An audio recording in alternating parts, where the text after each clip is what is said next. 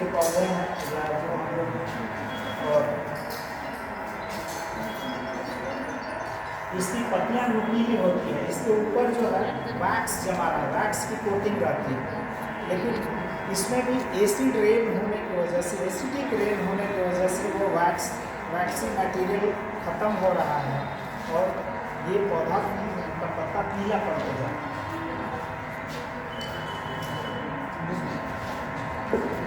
ये ताजमहल जो हमारे देश का सबसे इम्पोर्टेंट मॉन्यूमेंट है, इसका कलर बिल्कुल ब्राउन सा हो गया है। अगर इसको सालों साल अगर हम लोग क्लीनिंग ना करें, सफाई ना करें, तो इसकी चमक मेंटेन नहीं रह सकती। उसका क्या कारण क्या है? क्योंकि आगरा और उसके आसपास बहुत सारे रिफाइनरीज हैं जिससे निकलता हुआ धुआं, उसमें से बहुत सारे टॉक्सिक मटेरियल्स जो निकलते हैं वो अल्टीमेटली इन्वायरमेंट में एसिड रेन के कारण होते हैं, और उस एसिड रेन की वजह से जो उसका जो संगमरमर होता है, कैल्शियम कार्बोनेट का बनता है ना, तो जैसे ही उस पर एसिड रेन या एसिड फॉग दोनों ही इसको इफेक्ट करते हैं।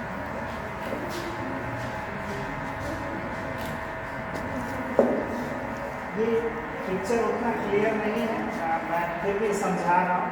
इसमें फिश के एग्स का हैचिंग होता है। हैचिंग मतलब जब उसमें से छोटे छोटे मछली के बच्चे निकलते हैं उसके एग्स से, तो उसके लिए भी पार्टिकुलर पीएच होना चाहिए। अगर पीएच लो होगा, एसिडिक पीएच होगा, तो उसका अंडा हैच नहीं करेगा और उसमें से मछलियाँ नहीं निकलेंगी। तो इस तरीके से देखते हैं कि इन्वायरमेंटल पॉल्यूशन अल्टीमेटली हमारे स्वास्थ्य को, हमारे इन्वायरमेंट को और जो हमारे भोजन है उस सब को इफेक्ट कर रहा है।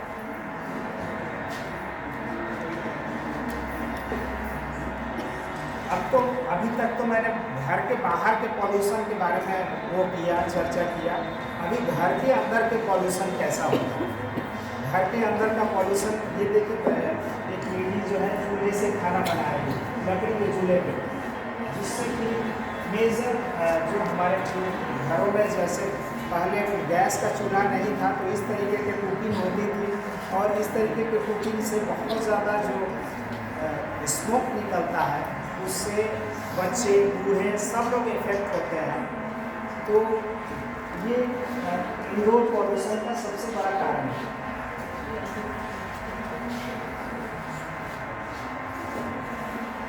एक जो आधुनिक घर होता है उसमें कई तरीके के काम होते रहते हैं। जैसे यहाँ पे कहीं लेबोरेटरी है, कहीं बच्चे पढ़ रहे हैं, कहीं कोई और एक्टिविटी चलती है, तो ये सारे जगह पे अलग अलग तरीके के पॉल्यूटेंट्स निकलते हैं।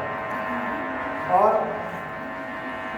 वर्क प्लेस से जो आदमी काम कर रहा है वो भाग नहीं सकता, वो वर्क प्लेस पे उसको रहना मजबूरी होती है। तो एटलीस्ट जो वर्क प्लेस पे बने रह रहे हैं उनके लिए जो पॉल्यूशन बहुत हजारदस होता है। सपोज करें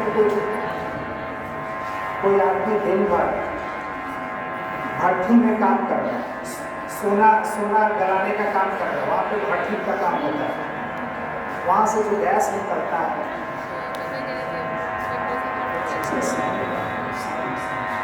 काम होता है, वहाँ पे वो बेहोश हो गया, हमारे पास गया, उसको रेस्पिरेटरी फेलियर था, बहुत दिन के ट्रीटमेंट के बाद वो रिकवर किया, क्योंकि उसके जो टॉक्सिक गैस गए थे वो पूरा रेस्पिरेटरी सिस्टम को उसको इफ़ेक्ट किए थे, पूरा फाइब्रोसिस बन गया था।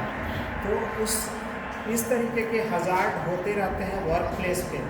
जो घरों के अंदर जो छोटी मोटी इंडस्ट्री चलती है उसके जो पॉल्यूशन होते हैं वो बहुत डेंजरस होता है। कई बार आउटडोर पॉल्यूशन से ज़्यादा खतरनाक इंडोर पॉल्यूशन होता है, क्योंकि उसमें जो रहने वाले हैं वो भाग नहीं सकते। ये दिखा रहा है हाउस डस्ट और माइट्स। हाउस डस्ट और माइट्स जो होते हैं ये जहाँ डैम एरिया होता है वहाँ पे ग्रो करते हैं। इसको देखिए कैसे स्पाइक्स निकला हुआ है, एक तो पीले जैसे निकला है। तो जहाँ पे डैम्प एरिया होगा, जैसे कि ये घर है वहाँ पे सीलन लगा हुआ है, तो उस एरिया में ये डैम्प जहाँ पे रहेगा उस एरिया में ये ग्रो करते हैं। या जैसे कूलर के जो खस होता है मॉइस्ट हमेशा रहता है, तो उस मॉइस्ट इन्वायरमेंट में ये बहुत अच्छे से ग्रो करते हैं। और जैसे ही एयर ब्लो होता है वो हमारे श्वास से अंदर जाते हैं और काटना शुरू करते हैं, गले में खिचखिच होने लगती है, खांसी होती है, दम फूलने लगता है। हमारे तकिया में जिस पे हम लोग सोते हैं, कोई जैसे ही जाता है सोने के लिए वैसे ही उसको खांसी आ जाती है। कम्बल को जैसे ही नाक के ऊपर डालें उसमें जो ग्रो करता है डैम्प एरिया में रखा हुआ है, बक्से में बंद है, उसको जैसे ही हम लोग नाक की तरफ ले जाते हैं खांसना शुरू करते हैं। तो ये हमारे घरों में ही ग्रो करते हैं और हमारे आसपास के इन्वायरमेंट में। इसलिए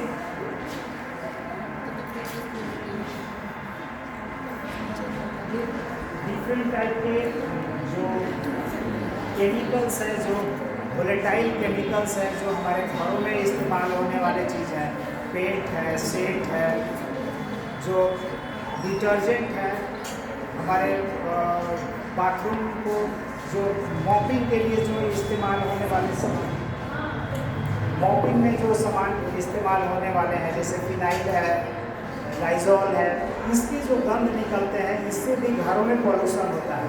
पूजा रूम में जो कछुआ वो क्या बोलते हैं, अगरबत्ती, कपूर, ये सब जो जलाया जाता है, बेडरूम में जो मॉस्किटो कॉइल्स जलाए जाते हैं, इसके जो पॉल्यूटेंट्स होते हैं वो बहुत डेंजरस होते हैं और धीरे धीरे चूँकि जाड़े उड़े के दिनों में कमरा चारों तरफ से बंद रहता है तो उसमें कॉन्सेंट्रेशन उसका बहुत बढ़ जाता है।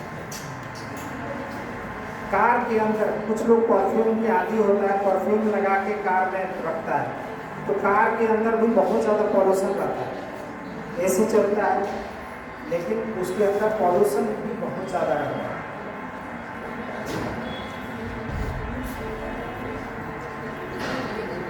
तो इंडोर जो पॉल्यूटेंट्स होते हैं उनको हम लोग वोलेटाइल ऑर्गेनिक सब्सटेंस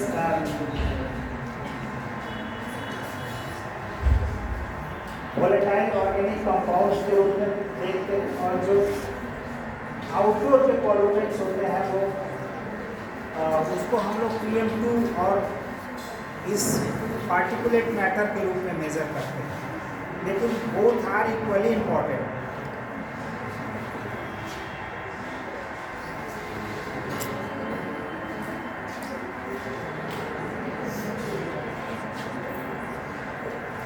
ये अभी जैसे मैंने बताया कि जो आधुनिक घर है उसमें हर एक रूम में कहीं कार की पार्किंग है, कहीं टॉयलेट्स हैं, कहीं कुछ काम हो रहा है, कहीं प्लांट्स है डिफरेंट टाइप के, कहीं AC है, ये सारे चीज़ों का जो पॉल्यूटेंट्स है अलग अलग प्रोड्यूस होते हैं।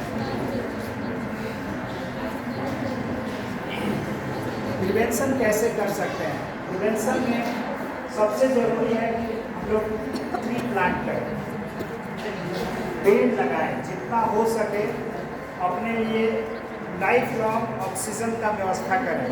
हर एक आदमी एटलीस्ट अपने पूरे जीवन भर के लिए पेड़ लगाए ताकि उसको ऑक्सीजन अपने लिए कम से कम आपको ऑक्सीजन मिल सके। दूसरा चीज़ है कि व्हीकल का जो एग्जॉस्ट है उसको कम करें। पब्लिक ट्रांसपोर्ट का इस्तेमाल करना है, कम से कम अपने व्हीकल का इस्तेमाल करना है। एक व्हीकल में अकेले जो जा रहे हैं उसमें 2-3 लोग ट्रेवल कर सकते हैं, ऐसा करके, या वीक में एक दिन अपना व्हीकल ट्रांसपोर्ट को छोड़ दें। ये कुछ प्लांट है जो एयर प्यूरिफायर प्लांट है, उसमें स्नेक प्लांट है और भी कुछ प्लांट्स हैं जो कि कोल्ड एरिया में ही डेवलप होते हैं। जैसे ठंडे जगह में इनको धूप की बहुत ज़्यादा ज़रूरत नहीं होती है, एटलीस्ट वीक में एक दिन थोड़ा देर धूप मिल गया वो इतना ही इनके लिए काफ़ी होता है। ये सारे जो प्लांट्स होते हैं ये एयर प्यूरिफायर के रूप में काम करते हैं। अगर आपके रूम में बहुत ज़्यादा पॉल्यूटेंट्स है तो आप प्लांट लगा के अपने रूम को प्यूरिफाई कर सकते हैं। ये है एयर प्यूरिफायर। अगर घरों में अगर आप इसी तरीके से पॉल्यूशन को अवॉइड नहीं कर सकते हैं तो ये एयर प्यूरीफायर का इस्तेमाल आप करें। एयर प्यूरीफायर इवन बड़े बड़े शहरों में, दिल्ली में एम्स के पास बहुत ऐसी जगहों पे लगाया गया है जो बाहर से एयर सक करके उसको प्यूरीफाई करके फिर निकालता है। वैसे घरों में भी छोटे छोटे एयर प्यूरीफायर इस्तेमाल किए जा सकते हैं।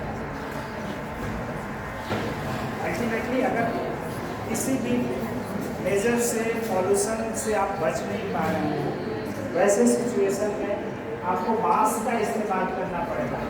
वर्क प्लेस पे N95 मास्क जो होता है बेस्ट मास्क होता है, जिसकी इफिकेसी इवन 98% तक होती है, जिससे मैक्सिमम जितने भी बैक्टीरिया, फंगस या जो भी PM2 पार्टिकल्स है वो इसको क्रॉस नहीं कर पाते क्योंकि इसमें रेस्पिरेटर होता है। हेलो, इसमें रेस्पिरेटर होता है। दूसरा होता है सर्जिकल मास्क, ये हैंडी होता है।